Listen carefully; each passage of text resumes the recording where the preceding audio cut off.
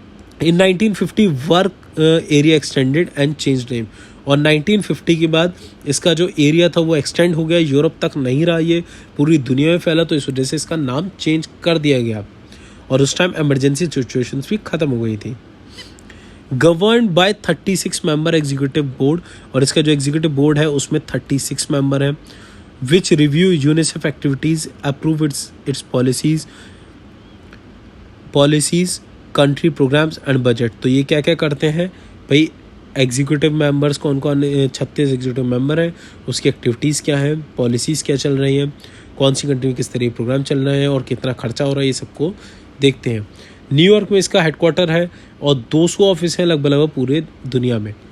Finance जो होता है इसका वॉलेंट्री कंट्रीब्यूशन है, आपकी मन मर्जी जो भी आप कंट्रीब्यूट करना चाहते हो, जो कंट्रीज कंट्रीब्यूट करना चाहती हैं उसके ऊपर डिपेंड करता है। इसकी जो सबसे ज़्यादा फाइनेंस कहाँ से मिलता है, इसे मिलता है sale of greeting card sale करने से, कैंपेन्स फंड रेजिंग कैंपेन करने से, और यूनिसेफ का जो कार्ड है, सेल ऑफ यूनिसेफ कार्ड, ये इसका बिगेस्ट सोर्स है इनकम का, जिसमें लगभग $100 मिलियन की इसकी कमाई हो जाती है सालाना के तौर पे। ऑब्जेक्टिव क्या है इसके, कि भाई चिल्ड्रन वेलफेयर को का ख्याल रखना डेवलप कंट्रीज़ में, और by providing people the low cost community based service and material and child health, nutrition, immunisation. तो बच्चे को पूरी तरीके से चाइल्ड हेल्थ के ऊपर कैसे ध्यान दिया जाए, उसको न्यूट्रिशन कैसे मिले और इम्यूनिटी उसकी कैसी बढ़ाई जाए, इस वजह से उन्हें यूनिसेफ काम करता है। बाकी फंक्शन जो यूनिसेफ के हैं वो ये है, चिल्ड्रन के प्रोटेक्ट करना, उसके सर्वाइवल से रिलेटेड, हेल्थ और वेलबींग से रिलेटेड, उसको फंड्स प्रोवाइड करना ट्रेनिंग के लिए, उसके पर्सनल ट्रेनिंग के लिए, पर्सनल उसका डेवलपमेंट कैसे हो, उसकी हेल्थ कैसे इंप्रूव हो, सैनिटाइजेशन वर्कर्स के लिए, टीचर्स के लिए, न्यूट्रिशनिस्ट, ये सब चीज़ों के लिए वो फंड्स प्रोवाइड करता है बच्चों को, कैसे ये सब चीज़ें अवेलेबल हों। टेक्निकल सप्लाईज भी देता है, इक्विपमेंट्स देता है, अगर बाकी तरीके की मदद करता है। ये पूरी तरह आप ये समझिए कि लगभग पेपर से लेके टेक्स्ट बुक तक की कैसे इंतज़ाम करा जाए, से लेके इक्विपमेंट से लेके मेडिकल हेल्थ केयर तक बच्चे के लिए वर्क करता है। Help to children and mother in emergency arising from natural calamities, civil stress and epidemic, और एक बच्चे और उसकी माँ के लिए इमरजेंसी टाइम में भाई नेचुरल कैलेमिटीज़ के टाइम में कैसे बचें वो, और उसके लिए फ़ंड प्रोवाइड करवाना, कुछ कॉन्फ्लिक्ट्स हैं सिविल या एपिडेमिक, जैसे इस टाइम पेंडेमिक चल रहा है, इस टाइम में कैसे कैसे मदद करी जा सकती है बच्चों की और उनकी मदर्स की, इसके लिए भी काम करता है। और क्या काम करता है, टीबी, मलेरिया, आई और स्किन डिसीज से कैसे बचाता है बच्चों को, ये भी वर्क है इसी का है। UNICEF was awarded Nobel prize for piece, UNICEF को नोबेल प्राइज़ फॉर पीस मिला था, ये सबसे बड़ा अवार्ड है पीस के लिए 1965 में, और उसके बाद Indira Gandhi prize for piece 1989 में भी मिला था। यूनिसेफ के प्रोग्राम्स इंडिया में क्या क्या रहे हैं, इम्यूनाइजेशन के लिए वर्क कर रहा है, national mission for immunisation, national mission for drinking water, और लिटरेसी मिशन के लिए यूनिसेफ ने काम करा है। Community development programme in rural, और पूरी की पूरी कम्युनिटी कैसे डेवलप करी जाए रूरल एरियाज़ में, इसके लिए काम करा है, यानी जागरूकता कैसे फैलाई जाए। गवर्नमेंट का effort to reduce infant and child mortality due to diarrhoea disease, diarrhoea disease की वजह से जो इन्फेंट और मोर्टेलिटी रेट जो है चाइल्ड का वो गिरता है, इन्फेंट मोर्टेलिटी गिरती है, उसको कैसे कम करा जाए, इसमें जो था गवर्नमेंट का साथ दिया है यूनिसेफ ने। और एक ओरल रिहाइड्रेशन थेरेपी, इसको भी कैसे प्रोडक्शन बढ़ाया जाए, इस सब मामले में यूनिसेफ वर्क करता है गवर्नमेंट के साथ closely. Partner with Indian government in supply of water in rural areas programme, तो का कुछ प्रोग्राम्स जो इंडियन गवर्नमेंट के साथ पार्टनरशिप में इन्होंने चलाए, जिससे कि साफ़ पानी को कैसे रूरल एरियाज में भेजा जाए। 1990s में government, UNICEF and other UN agencies work together for the promotion of iodised salt, यानी जिसमें आयोडीन होता है, आयोडीन जो नमक होता है उसको क्यों ज़्यादा से ज़्यादा लोग इस्तेमाल करें। इसमें यूनिसेफ, यूएन के अदर एजेंसीज और गवर्नमेंट ने साथ में काम कर रहा था। क्यों कर रहा था, क्योंकि कुछ बीमारियाँ ऐसी होती हैं जो आयोडीन की कमी की वजह से होती हैं, तो उनको इससे रोका जा सकता है, इस वजह से उन्होंने काम करा था। Social equality, gender equality, right for women and children के लिए भी काम करता है। यूनिसेफ का जो लोगो है वो आप ये देख सकते हैं, इसके अलावा वर्ल्ड हेल्थ ऑर्गेनाइजेशन आ गई, जो कि आपकी बनी थी 7 अप्रैल 1948 में। वर्ल्ड हेल्थ ऑर्गेनाइजेशन का इस साल काफ़ी ज़्यादा रोल रहा है। कोरोना की वजह से बार बार वर्ल्ड हेल्थ ऑर्गेनाइजेशन के चीफ का कुछ ना कुछ स्टेटमेंट आता रहता है। 26 कंट्री जो थे रेटिफाइड, जिन्होंने करा था स्टार्टिंग में, वो इसके मेंबर रहे थे।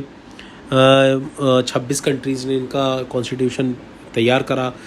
अप्रैल 7 celebrated as World Health Day. 7 April को ये आया था, इसलिए उसको वर्ल्ड हेल्थ डे कहा जाता है। Now govern by 194 members state through world health assembly.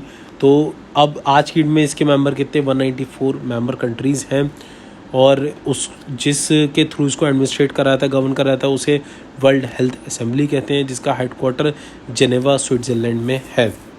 ये किस चीज़ के रिस्पॉन्सिबल है, इंटरनेशनल पब्लिक हेल्थ के रिस्पॉन्सिबल है। WHO constitution which establishes the agency's governing structure and principal state its main objective as the attainment by all the people for the highest possible level of health। तो basically health organisation, World Health Organisation लोगों की personal health के लिए काम करता है, और अलग अलग जगह पर लोगों की कैसे हेल्थ सुधारी जा सकती है और एक इंसान की बेस्ट हेल्थ किस तरीके से पा सकती है, इन सब के लिए काम करता है। इसके फंक्शंस क्या क्या हैं, वही फंक्शंस हैं जो बहुत बार बार रिपीटिव वे में आ जाते हैं। देखिए, ये डायरेक्ट करता है, कोऑर्डिनेट करता है इंटरनेशनल अथॉरिटीज़ को हेल्थ वर्क से रिलेटेड, टेक्निकल कोऑपरेशन देता है गवर्नमेंट को upon request in strengthening health survey, और जो अगर गवर्नमेंट रिक्वेस्ट करती है तो उसकी हेल्थ सर्विस को कैसे स्ट्रेंथन करा जाए, मजबूत करा जाए, इसके लिए भी काम करता है। टेक्निकल असिस्टेंस प्रोवाइड करता है इमरजेंसी कंडीशंस में, नेसेसरी एड्स प्रोवाइड करता है उन गवर्नमेंट को उनके रिक्वेस्ट पे और उसके एक्सेप्टेंस पे। और ये एडवांस वर्क करता है कि यानी कि आने वाले टाइम में अगर कोई से भी एपिडेमिक, पेंडेमिक हो जाते हैं तो उसको कैसे कंट्रोल करा जा सकता है, और अदर जो नए नए तरीके डिसीजेज आते हैं इनकी वैक्सीन कैसे क्रिएट हो, इन सब के लिए काम करता है। To promote in cooperation with other specialised agencies where necessary the improvement of nutrition, housing, sanitisation. तो बाकी जितनी भी एजेंसीज हैं जो वर्क करती हैं हेल्थ के लिए, न्यूट्रिशन के लिए, हाउसिंग, सैनिटाइजेशन के लिए, उनके साथ मिलके काम करता है, जिससे कि प्रॉपरली इंसान का लिविंग स्टैंडर्ड अच्छा रहे और उसका हेल्थ हाइजीन हमेशा बनी रहे और उसका एनवायरमेंटल हाइजीन मिलती रहे। To promote and coordinate biomedical and health services research, और किसी भी तरीके से जो अलग तरीके साइंटिस्ट हैं अलग कंट्रीज़ को, उनको कोऑर्डिनेट करता है कि मेडिकल रिसर्च में वो आगे बढ़ें और ज़्यादा से ज़्यादा रिसर्च कर पाएँ एग्जिस्टिंग या बीमारियों के बारे में, या फिर जो आ सकती हैं बीमारियाँ उनकी चीज़ों के बारे में। To promote improved standard of teaching and training in the health, और ये एक स्टैंडर्ड क्रिएट करता है कि जो health related, medical related professions हैं उसके स्टैंडर्ड्स मिनिमम क्या होने चाहिए, ये भी करता है। यानी कि डॉक्टर्स कहीं ना कहीं जो उनकी टीचिंग स्टैंडर्ड्स हैं, लर्निंग स्टैंडर्ड्स हैं, वो सेट करता है, WHO द्वारा ही सेट करे जाते हैं वो।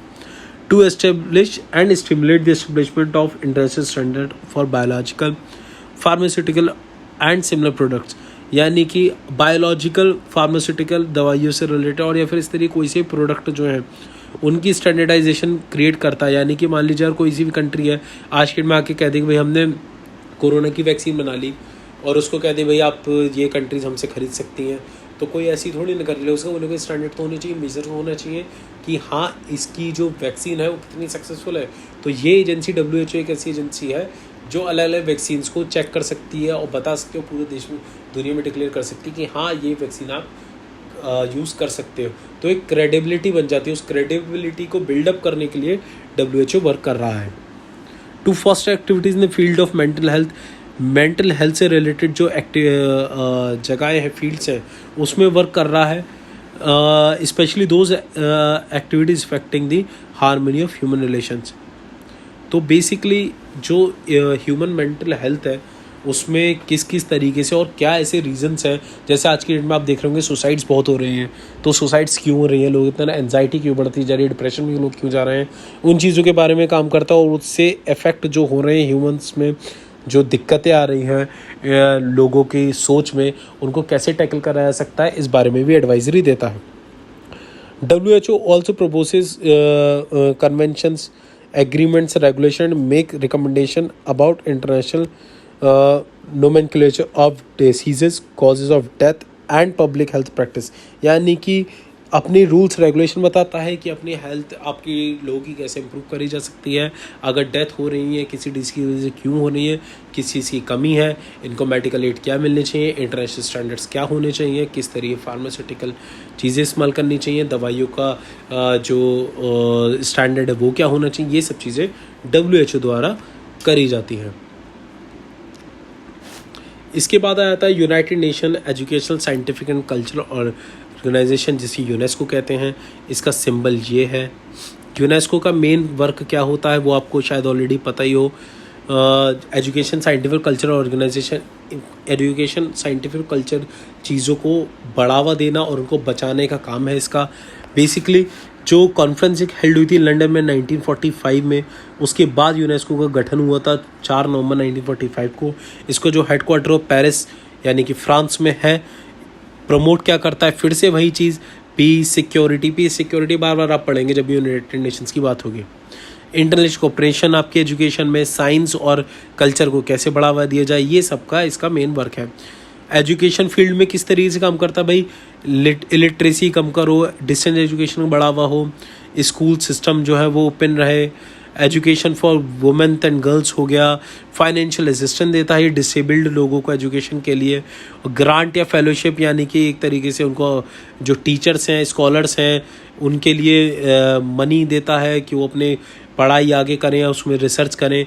लाइब्रेरी सेटअप करता है, बुक फेयर फेस्टिवल्स यानी दिल्ली में भी काफ़ी सारे बुक फेयर्स लगते हैं प्रगति मैदान में, तो बुक फेयर्स लगाना अलग अलग जगह पे जिससे लोगों को अलग अलग कल्चर्स की जानकारी मिले।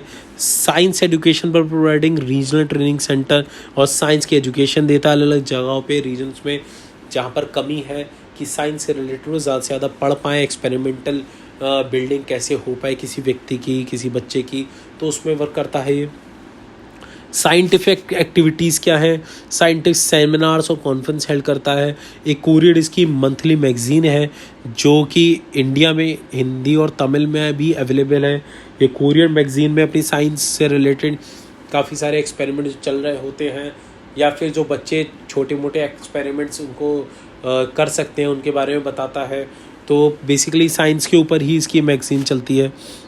Promote basic research in field of geology, mathematics, physics और ऑन्कोलॉजी में, ओशनोलॉजी में, जिसकी बेसिक रिसर्च के लिए ये प्रमोशन करता है, उसको करा जाए, उसके लिए फाइनेंस हो, वो सब चीज़ों का भी यूनेस्को वर्क करता है।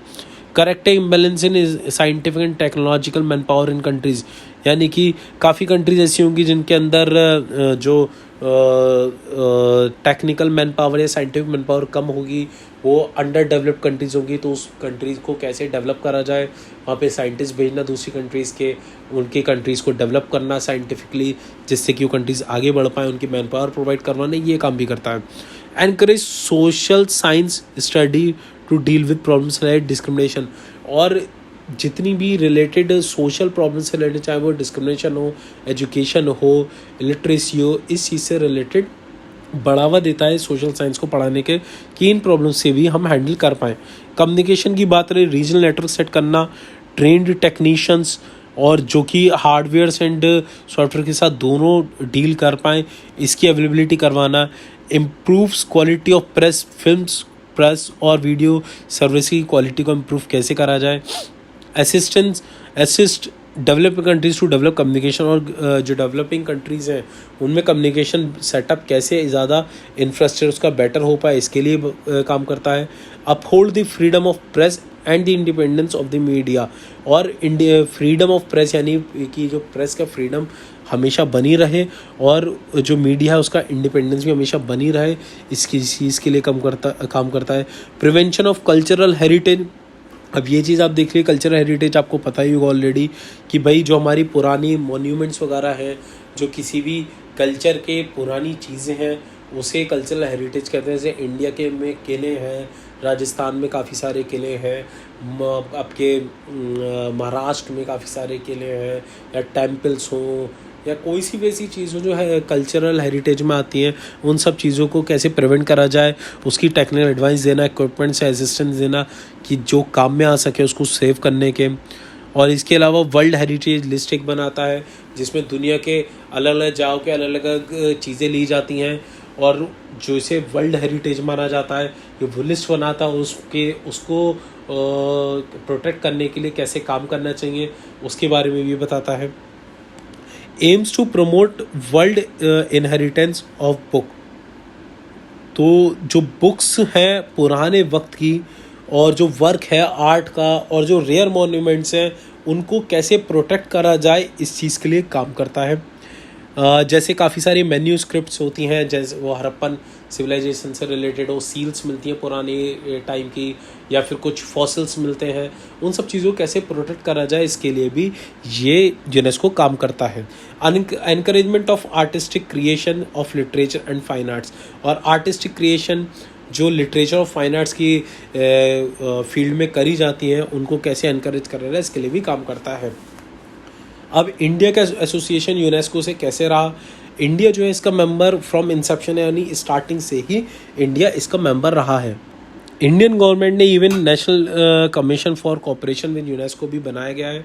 National commission for cooperation UNESCO के साथ काम करता है, और इसके अंदर 5 कमीशंस और भी हैं जो कि नाम है इनका education, natural science, social science, culture and communication.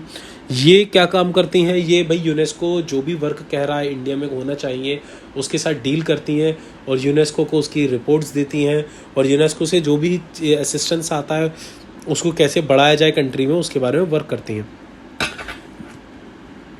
इसके अलावा UNESCO provides funds for protection of historical monuments like Taj Mahal, तो यूनेस्को फंड भी प्रोवाइड करता है ऐसे मॉन्यूमेंट्स के, ऐसी चीज़ों से रिलेटेड जो कि प्रोटेक्ट करी जाए और जिसे हेरिटेज माना जाता है, जिसका एक एग्जाम्पल ताजमहल भी है।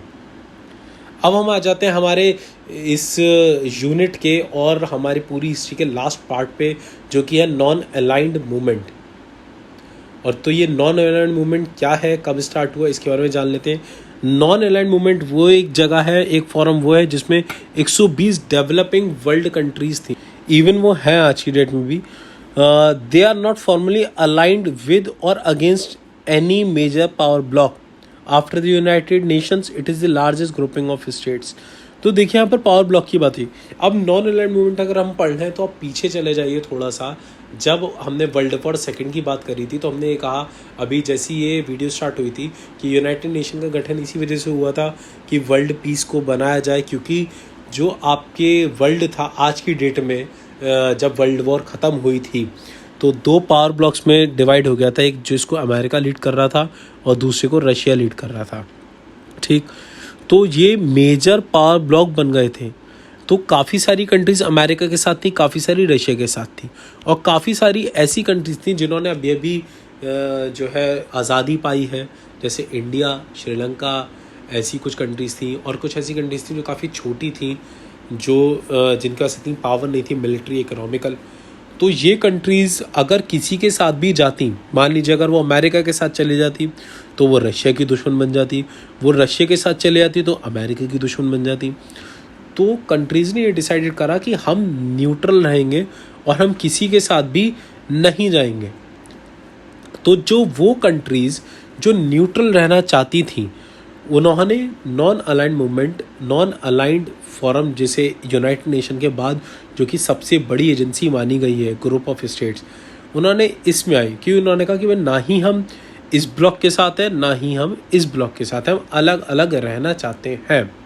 तो ये वो कंट्रीज़ बनी। बेसिकली ये बना कब था? 1961 में। ठीक है, बेलग्रेड सर्बिया में इसका जो है फाउंड करा गया था। हेडक्वार्टर्स इसके सेंट्रल जकार्ता इंडोनेशिया में है। मेंबरशिप्स 120 मेंबर हैं, 17 ऑब्जर्वर्स हैं जिसमें से, और 10 इंटरनेशनल ऑर्गेनाइजेशंस हैं। कोऑर्डिनेटिंग ब्यूरो इसकी न्यूयॉर्क सिटी में है, न्यूयॉर्क यूएसए में। फाउंडर ये हैं, इसमें मेन नाम आप जवाहरलाल नेहरू का पढ़ लीजिए। तो जब वर्ल्ड वॉर सेकेंड हुई, 2 पार्ट में ऑलरेडी मैं आपको बताया कि डिवाइड हो चुका था। तो एशिया में और अफ्रीका में काफ़ी सारी कंट्रीज थी, वो नई नई अभी इंडिपेंडेंट हुई थी और वो नहीं चाहती थी हम किसी पावर ब्लॉक को ज्वाइन करना। तो इन्होंने सोचा कि हम न्यूट्रल रहेंगे और नॉन अलाइंड रहेंगे, यानी कि हमारा मतलब ये नहीं है कि हम किसी को अपोज करेंगे, ना ही हम किसी के साथ देंगे। हम बस ना ही अमेरिका के होके रहेंगे, ना ही रशिया के। हम दोनों कंट्रीज़ के साथ काम भी करेंगे, इनके साथ अपनी रिलेशन भी रहेंगे, लेकिन इनके खिलाफ नहीं जाएंगे किसी के भी कहने से, किसी के भी पावर इन्फ्लुएंस से। तो इनका मेन मकसद यही था। इसके मेन फीचर्स क्या थे?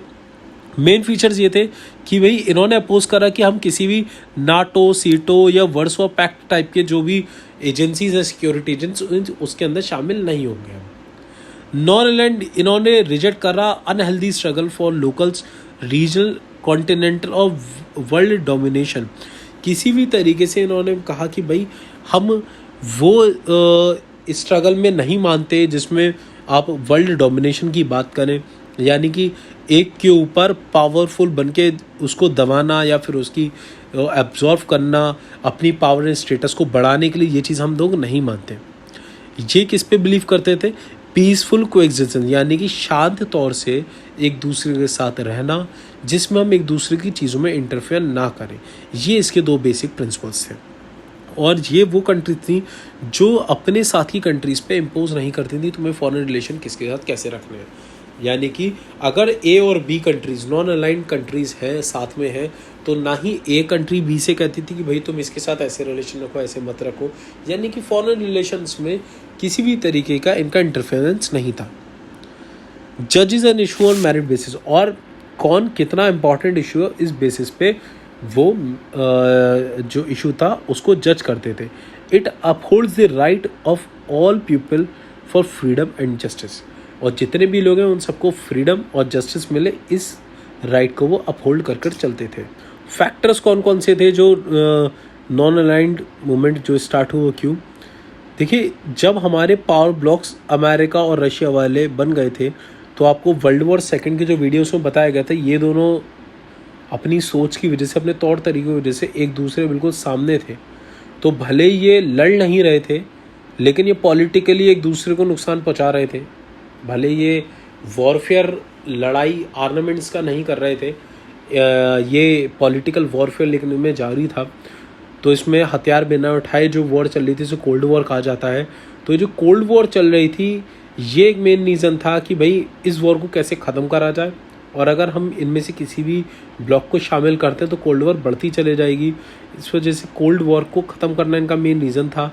तो ग्लोबल टेंशन को जो कोल्ड वॉर से हो रही थी, ये एक रीज़न बना। Struggle against imperialism and new colonisation, यानी कि इम्पीरियलिज्म का मैंने आपको बताया था कि एक कंट्री दूसरे पे, ए कंट्री बी पे पूरा कब्जा कर ले। क्यों कब्जा कर ले? अपनी मिलिट्री पावर के बेसिस पे और अपने बाउंड्री बढ़ा ले, इम्पीरियलिज्म कहते हैं। तो इम्पीरियलिज्म के खिलाफ थे और न्यू कॉलोनाइजेशन के भी खिलाफ थे। यानी न्यू कॉलोनाइजेशन का मतलब होता है, ये तो हो गया आपका डायरेक्ट कॉलोनी पे कंट्रोल होना। इनडायरेक्ट कंट्रोल किसी भी तरीके से, अगर एक कंट्री दूसरी कंट्री के इन्फ्लुएंस कर रही है, मान लीजिए अमेरिका है, अमेरिका और किसी भी कंट्री से XYZ कोई सी भी कंट्री से A- कंट्री है, इससे कोई अगर बात कहती है तो इस कंट्री को बात माननी पड़ेगी। तो ये एक इनडायरेक्ट कंट्रोल है, इसे न्यू कॉलोनाइजेशन कहा जाता है। तो इनडायरेक्ट कंट्रोल से वो बचना चाह रही थी। क्या होता अगर इंडिया, मान लीजिए इंडिया अमेरिका के साथ चले जाती या फिर रशिया के साथ चले जाती, तो इंडिया को वो बात माननी पड़ती, वो जिस भी ब्लॉक में जाती उसकी बात माननी पड़ती, उसके लीडर की, और इंडिया हमेशा उसी के अंडर रहती। और अभी अभी इंडिपेंडेंट हुई हुई कंट्री क्या किसी और दूसरी कंट्री के एक उसमें अंडर में रहना चाहेगी? उसको नई नई पावर्स मिली, उसी तो एंजॉय करना चाहेगी वो। तो ये न्यू कॉलोनाइजेशन के वो खिलाफ थी। Use of moderation in relation to all big powers, और ये मॉडरेशन के बारे में बातचीत करती थी। यानी जितनी बिग पावर्स हैं इस टाइम जो कोल्ड वॉर में भी हैं, उसमें मीडिएशन का पार्ट रहे और एक दूसरे से कन्वर्सेशन का पार्ट बने, ना कि हम वॉर पर जाएं, ये सोच इनकी थी। जितने भी इंटरनेशनल इकोनॉमिक ऑर्डर थे उसको रिकन्स्ट्रक्ट करना। एक इनका ये मानना था कि अगर मान लीजिए बड़ी कंट्रीज से, अमेरिका जैसी कंट्री जो बहुत पावरफुल और पैसे वाली कंट्रीज थी, उनसे कहती थी कि आप अकेले ग्रोथ नहीं कर सकते, अगर बाकी लोग ग्रोथ नहीं करेंगे तो आपसे आपकी चीज़ें कौन खरीदेगा, और कोई चीज़ें नहीं खरीदे तो आप भी ग्रोथ कैसे करोगे, आपकी ग्रोथ स्टॉप हो जाएगी। तो इंटरनेशनल इकोनॉमिक ऑर्डर को दोबारा सेट करने चाहती थी, जिसमें जो अंडर डेवलप्ड या फिर डेवलपिंग कंट्रीज़ हैं इनको मदद करी जाए ग्रोथ होने में, जिससे ऑटोमेटिकली आप जैसे बड़े देश भी ग्रोथ कर पाएँ और ज़्यादा। तो ये एक पर्पस रहता था, इस वजह से इकोनॉमिक ऑर्डर सेट करना नया। फॉर्मेशन ऑफ कलेक्टिव फोर्स, इनका ये मानना था कि हम नई नई कंट्रीज़ हैं, हमारे पास मिलिट्री पावर नहीं है, ना ही इकोनॉमिक पावर बहुत ज़्यादा है, लेकिन हमारे पास मॉरल फोर्स बहुत ज़्यादा हाई है, और हमारी मॉरल फोर्स के थ्रू अगर कभी भी आने वाले टाइम में कोई सी भी वॉर होती है या फिर पीस को कोई इफेक्ट पड़ता है तो हम कलेक्टिवली फोर्स डाल पाएंगे, हम कलेक्टिवली कंट्रीज मिलके अपनी मॉरल फोर्स के थ्रू बाकी सुपर पावर्स को इन्फ्लुएंस कर पाएंगे किसी भी चीज़ में। पंचशील क्या चीज़ है? 1954 में इंडिया और चाइना ने एक एग्रीमेंट साइन करा था जिसमें 5 प्रिंसिपल से, इसी वजह से उसे पंचशील कहा जाता है, और वही प्रिंसिपल जो थे वो गाइडलाइन बने नॉन अलाइंड मूवमेंट के। ये 5 प्रिंसिपल्स क्या क्या थे? Mutual non interference in each others internal, यानी कि हम इंटरनल मैटर में नहीं बोलेंगे एक दूसरे के खिलाफ हम एग्रेशन नहीं करेंगे, एक दूसरे के बेनिफिट्स का ख्याल रखेंगे, एक दूसरे को रिस्पेक्ट करेंगे उसकी टेरिटरी से रिलेटेड और उसकी सॉवरेनिटी से रिलेटेड, और एक साथ पीसफुली रहेंगे। यही 5 प्रिंसिपल जिन्हें पंचशील कहा जाता है, यही नॉन अलाइंड मूवमेंट के आने वाले टाइम में मेन गाइडलाइंस बनी। These principles give practical shape, इनको प्रैक्टिकल शेप कब मिला? जब कॉन्फ्रेंस हुई बैडोंग यानी इंडोनेशिया में अप्रैल 1955 में। इस कॉन्फ्रेंस में 29 countries from Asia and Africa I थी, जिसमें Philippines, Turkey, south Vietnam, communist China and north Vietnam भी थी। ये आपके पिक्चर स्टडी आती है जो कि Jawaharlal Nehru with PM of China के साथ एक फ़ोटो है, जब ये पंचशील साइन करा गया था, ये तब की तस्वीर है। इसके अलावा architect of NAM non aligned movement कौन थे जिन्होंने बनाया, उसमें कौन कौन लोग थे वो पढ़ लेते हैं। फॉर्मली लॉन्च, जो जिसकी फॉर्मली अब इसका गठन होने के बाद जो इसकी लॉन्चिंग हुई, पहली समिट इसकी हुई थी सितंबर 1961 में बेलग्रेड यूगोस्लाविया में। इसमें 25 अफ्रो एशियन यानी अफ्रीकन और एशियन कंट्रीज़ के आए थे। एक यूरोपियन कंट्री आई थी, सिप्रस नाम है था जिसका। 3 लैटिन अमेरिकन जो आए थे कंट्रीज़, वो एज अ ऑब्जर्वर आए थे। Issue concerning world peace discussed on first summit, यानी वर्ल्ड पीस से रिलेटेड पहला डिस्कशन जो वर्ल्ड पीस से रिलेटेड था। जैसे कि काफ़ी सारे इश्यूज उस टाइम चल रहे थे, इन इश्यूज़ के बारे में आपके में डीप में नहीं दे रखा है, तो सिर्फ और सिर्फ सुन लीजिए। बर्लिन और कांगो के बीच में जो प्रॉब्लम चल रही थी उसके बारे में, Chinese representation in UN issue, और एपर्थेड यानी सेग्रेगेशन, किसी भी तरीके जो डिस्क्रिमिनेशन चल रहा था साउथ अफ्रीका में उसके खिलाफ। इसके अलावा declared imperialism as threat to world peace, यानी कॉलोनाइजेशन करना वर्ल्ड पीस के लिए काफ़ी गलत है, उसको थ्रेट मान लिया गया। कंप्लीट डिसआर्ममेंट, यानी कि पूरी तरीके से डिसआर्ममेंट करना, अपनी जो आप पाइलिंग अप ऑफ वेपन्स करते हैं उसको ख़त्म करना। Immediate and total abolition of colonialism, तो इमीडिएट तुरंत जो कॉलोनाइजेशन जो बड़े बड़े देश करते थे उस वक्त, उसको ख़त्म करा जाए, इस चीज़ के ऊपर ये चला। जो मेन लोग थे वो थे ये 3 लोग जिन्हें आर्किटेक्ट ऑफ NAM कहा गया। Jawaharlal Nehru, general Gamal Abdel Nasser from Egypt, ये प्रेसिडेंट थे। Marshal Joseph Broz Tito from Yugoslavia, तो ये आपके इजिप्ट वालों का फ़ोटो है और ये आपके यूगोस्लाविया वालों का। इनकी पिक्चर स्टडीज़ आपकी आ सकती है। इन्हें फाउंडिंग फादर्स ऑफ NAM भी कहा जाता है इन तीनों को। ऑब्जेक्टिव क्या था? To eliminate all those causes which could lead to war, कोई से भी ऐसी वजह है जो वॉर की तरफ जा सकती है उसको एलिमिनेट करना। Protect the nascent freedom of the new born independent countries of Asia Africa from colonial domination, यानी कि जो अभी फ्रीडम इन्हें मिला है कंट्रीज़ को, उनके इंटरेस्ट को प्रोटेक्ट करना और उनको दोबारा कॉलोनाइज नहीं करा जाए, इस चीज़ का ख्याल रखना। कॉलोनाइज, इंपीरियलिज, रेशियल डिस्क्रिमिनेशन को अपोज करना, किसी भी कंट्री की सॉवरेनिटी का ख्याल रखना और फ्रेंडली रिलेशंस कंट्रीज़ के बीच में इसको एनकरेज करना। एडवोकेट पीसफुल सेटलमेंट्स होने चाहिए इंटरनेशनल डिस्प्यूट से related. Oppose the use of force and use of nuclear weapon, और न्यूक्लियर वेपन और फोर्स का इस्तेमाल को अपोज करना।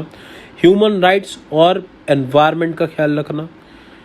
New international economic order NIEO based on equality, equity and justice, यानी कि एक न्यू इकोनॉमिक ऑर्डर प्रेजेंट करना जिसमें जो अंडर डेवलप्ड कंट्रीज़ थी या फिर डेवलपिंग कंट्रीज़ थी उनको एक इकोनॉमिकल बेसिस मिल जाए, जहाँ पर, क्योंकि जो स्मॉल कंट्रीज़ थी उनको अगर कोई चीज़ खरीदनी है बड़ी कंट्रीज़ से तो उनको ज़्यादा रेट्स वगैरह में दी जाती हैं।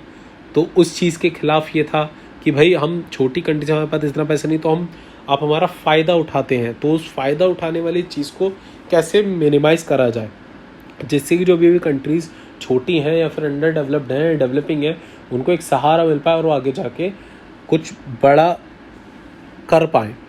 तो बेसिकली रोल ऑफ नेहरू इसमें काफ़ी इम्पोर्टेंट माना जाता है कि भाई जवाहरलाल नेहरू का इसमें बहुत बड़ा रोल था। तो रोल क्या था? इंडिया पहली वो कंट्री थी जिसने पॉलिसी ऑफ नॉन अलाइनमेंट के बारे में कहा। Under Nehru's leadership, Nehru declared in American Congress, तो नेहरू ने अमेरिकन कांग्रेस में क्या कहा था? वेयर फ्रीडम इज मेनेक्ड, यानी कि इन डेंजर, और जस्टिस इज थ्रेटेंड, और where aggression takes place we can not be और शैल नॉट बी न्यूट्रल, यानी कहीं पर भी अगर फ्रीडम के ऊपर हानि, जस्टिस के ऊपर थ्रेट है और एग्रेशन बढ़ता जा रहा है, वहाँ पर हम न्यूट्रल नहीं रह सकते। हमारी जो पॉलिसी है, और पॉलिसी इज़ नॉट न्यूट्रलिस्ट, हमारी पॉलिसी न्यूट्रलिस्ट नहीं है but one of active Endeavour. हमारी पॉलिसी न्यूट्रलिस्ट वाली नहीं है, पर हमारी एक एक्टिव एंडेवर को लेकर एक सोच है, एक हमारी सोच है। वो क्या है कि हम प्रिजर्व करना चाहते हैं, अगर किसी भी तरीके से एस्टेब्लिश कर पाए हम पीस ऑन फर्म फाउंडेशन, और किसी भी तरीके से जब कॉन्फ्लिक्टिंग चीज़ें हैं वहाँ पर हम लड़ने की जगह अगर किसी भी तरीके से कोई मेथड इस्तेमाल कर पाएँ और पीस सेटल कर पाएँ, तो ये हमारा मेन रोल है। इस वजह से हम न्यूट्रल नहीं कहलाएंगे, हम एक्टिव रोल वाले कहलाएंगे, ये नेहरू का कहना था। Nehru realized that integrity, honor and values of India and other newly independent nations of Asia and Africa lay in joining the other two blocks. तो नेहरू को ये फील हुआ कि जो इंडिया के अलावा बाकी जो कंट्रीज़ हैं उनका जो भी स्टेटस है वो इस चीज़ पे डिपेंड करेगा कि कौन से ब्लॉक ज्वाइन करती हैं। इसी वजह से उन्होंने बाकी कंट्रीज़ को जो न्यू थी उन्हें बुलाया और कहा to keep themselves away from the politics of two opposing camps, कि आप जितनी भी कंट्रीज़ हैं वो किसी भी पार्ट में, ब्लॉक अमेरिका का हो चाहे रशिया का हो, उसमें जाने से बचें। क्यों जाने से बचें? क्योंकि इन्हीं ब्लॉक्स और इन्हीं कंट्रीज़ की वजह से ही दोनों वर्ल्ड वॉर्स हुई हैं। तो उस तरफ मत जाइए, उस तरफ आपको बर्बादी ही मिलेगी। He convinced others that they have moral force and they can use it to exert pressure on the issue of war and peace। तो ये चीज़ भी कहा कि हमारे पास मॉरल फोर्स है और हम उस चीज़ का इस्तेमाल कर सकते हैं वॉर एंड पीस के लिए। The decision taken by Bandung conference were given final shape, इस चीज़ को फाइनल शेप कब दिया गया? बेलग्रेड 1956 में। It was decided to form an organisation, और तब एक ऑर्गेनाइजेशन फॉर्म करने की बात करी गई जिसमें न्यूली इंडिपेंडेंट कंट्रीज जो थी वो रहेंगे।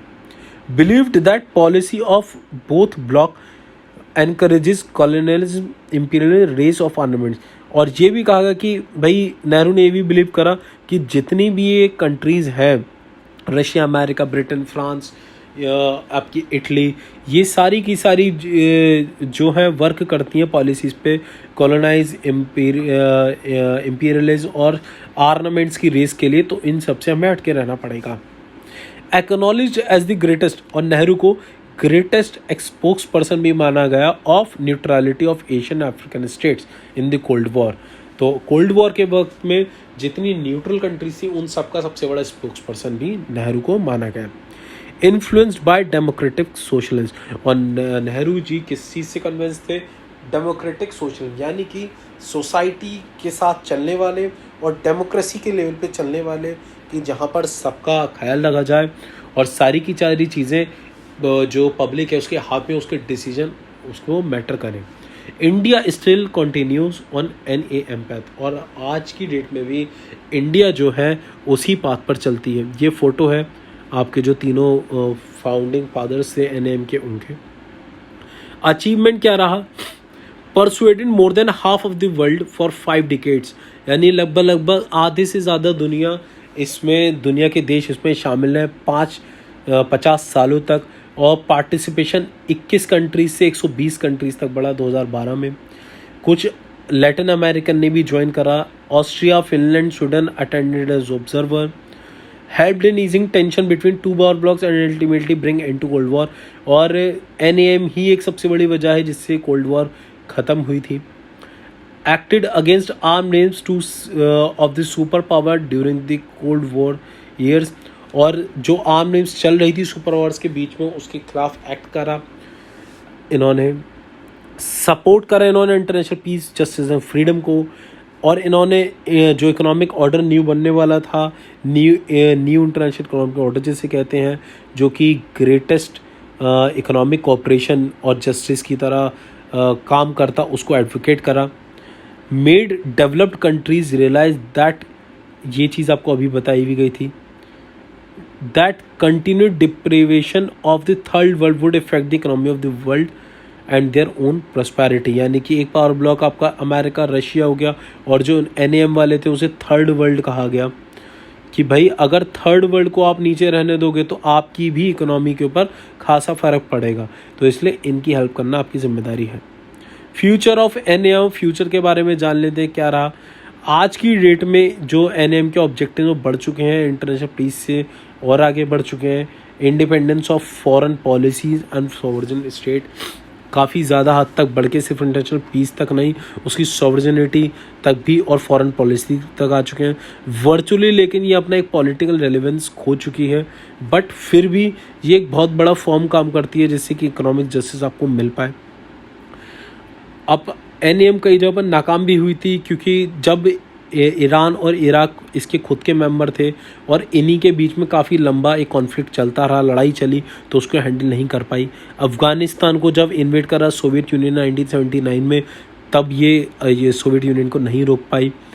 इराक इराक के ऊपर जो US लेड कोलिशन फोर्स ने, मिलिट्री फोर्स ने जो एक मिलिट्राइज ऑपरेशन करा था 2003 से, उसमें भी ये कुछ खासा फ़र्क नहीं डाल पाई थी। With the emergence of new colonialism, NAM become more relevant for weak countries. आज की डेट में जो बहुत ज़्यादा न्यू कॉलोनाइजेशन बढ़ती जा रही है, तो NAM एक वीक कंट्रीज़ के साथ स्टैंड करने में, या फिर इंटरनेशनल ऑर्गेनाइजेशन जो कि जैसे कि वर्ल्ड बैंक है, या फिर IMF है, इंटरनेशनल मॉनेटरी फंड, और वर्ल्ड ट्रेड ऑर्गेनाइजेशन, जो काफ़ी ज़्यादा दबाना चाहती हैं जो वीक कंट्रीज़ को, उनको एक तरीके से उनके ऊपर अपना डिसीजन जो इम्पोज करना चाहती है उनको प्रोटेक्ट करने में NAM आज की डेट में बहुत बड़ा रोल प्ले करती है। NAM still continues to be positive, dynamic, constructive movement aimed at achieving universal peace, disarmament and development. तो आज की डेट में भी NAM एक पॉजिटिवली एक कंस्ट्रक्टिव मूवमेंट चलाती है जिससे यूनिवर्सल पीस और डिसआर्ममेंट और डेवलपमेंट को पाया जा सके। तो ये थी आपका हिस्ट्री का एंड। यहाँ पर आपकी क्लास 10 ICSE हिस्ट्री ख़त्म हो जाती है। इसके बाद ICSE हिस्ट्री की आपको और कोई वीडियो नहीं मिलेगी।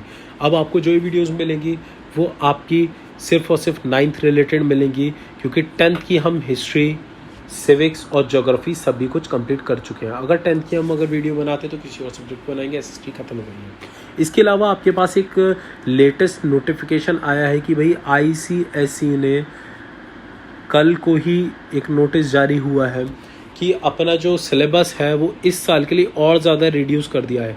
तो आप ICSE की साइट पे जाइए, वो रिडक्शन इन सिलेबसेस देखिए और उसी बेसिस पे 10th क्लास के आने वाले बोर्ड एग्जाम्स होंगे।